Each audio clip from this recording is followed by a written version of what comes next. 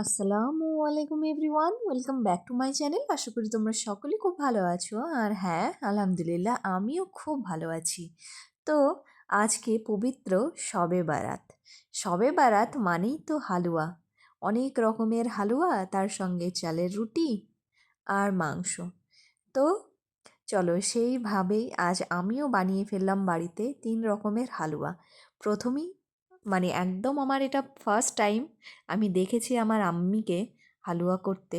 তো আজ আমি ভাবলাম যে অনেক তো দেখেছি, এবার আজ আমি ট্রাই করি। আর যেহেতু আজ আমি এখানে আছি আমার বাবার বাড়িতে, সেই জন্য মানে ওই মানে কালচারটাকে খুব খুব খুব মিস করছিলাম। সেই জন্য ভাবলাম যে মন খারাপ না করে কিছু না করার থেকে করা অনেক ভালো। তো সেই জন্য সমস্ত বাজারহাট করা কমপ্লিট হয়েছে। এবার একে একে হালুয়া বানানো স্টার্ট করছি। জানো তো, এবার না আমি প্রথম শবে বারাতে রোজাও রেখেছিলাম। সত্যি আজ আমাকে খুবই ভালো লাগছিল যে না, আজ আমি পরিপূর্ণভাবে রোজা রেখে আমি শবে বারাতটাকে পূরণ করলাম। তো যাই হোক, মানুষের ইচ্ছাটা থাকলেই অবশ্যই হবে, কি না বলো? বয়স তো সংখ্যা মাত্র, শুধু ইচ্ছা শক্তিটা থাকলেই মানুষ মনে জোর দিয়ে অনেক আগে এগিয়ে যেতে পারে। সেই জন্যই কোনো ভয় নির্দ্বিধায় নিজে হাতেই বানাতে লাগলাম একের পর এক হালুয়া। তো প্রথমে এইটা যেটা দেখছি এটা হচ্ছে ডিমের হালুয়া। তো ওই যে ভালোভাবে ফেটিয়ে নিয়েছিলাম, তারপরে আমি একে একে সুন্দর করে ওটাকে জাল দিয়ে, এই যে লেবু রস দিয়ে ঘি দিয়ে সুন্দর করে একদম ঠিক মিহিদানার মতন ছোট ছোট ছোট ছোট করে একদম বানালাম। আমার আম্মি এইভাবেই বানান, আমি ওনাকে দেখেছি অনেকবার করতে। সেজন্য এবার আমারও ইচ্ছে হয়েছে আমিও বানাই তার মতন করে। যাই হোক, চলো। আর এইদিকে আনস বারবার বলছে, মাম্মাম তুমি কি বানাচ্ছ, কি বানাচ্ছ? আমি ওকে বলছি তোমার ফেভারিট জিনিস। আসলে আনস এই ডিমের হালুয়াটা খেতে ভীষণ ভালোবাসে, ছোট ছোট হয় আর ওর ভীষণই প্রিয়, পুরো মিহিদানার মতন সেন্ট আসে। যাই হোক, তারপরে এদিকে এই যে সুজির হালুয়াটা বানাবো, তাই এখানে চিনির ক্যারামেলটা তৈরি করে নিলাম। এটা আমি ফার্স্ট টাইমই বানাবো, তো দেখো ইউটিউবেও খানিকটা দেখলাম, দেখার পরে একদম মনে সাহস জুগিয়ে করতে লাগলাম।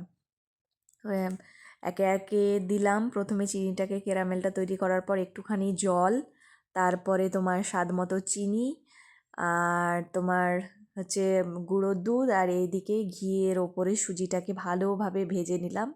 সুন্দর করে এপিট ওপিট একটু লাল লাল করে ভেজে নেবে।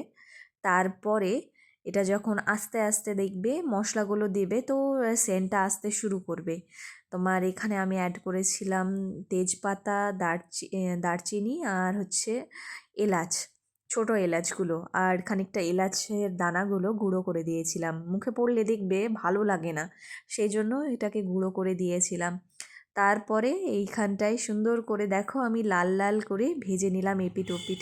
তারপর কাজু বাদাম আর কিশমিশ দিয়ে দিলাম, এটা সুন্দর টেস্ট আসার জন্য। ভেজে দিইনি, তার কারণ সুজিটাতে কাঁচাই দেবো, ভাজা দেব না। আর তারপরে এই যে এখানে তোমার ঘি একটু বেশি করে দিয়ে দিচ্ছি, কারণ ঘি না হলে হালুয়াটা বেশ জমে না দেখবে। তারপর চিনির ক্যারামেলটা দিয়ে দিলাম, দিয়ে ঠিক এই রকমটা আসলো নাড়তে নাড়তে। তারপরে এটাকে সুন্দর করে একটা থালাতে আমি সেট করে দিলাম, গরম অবস্থাতেই সেট করতে হবে।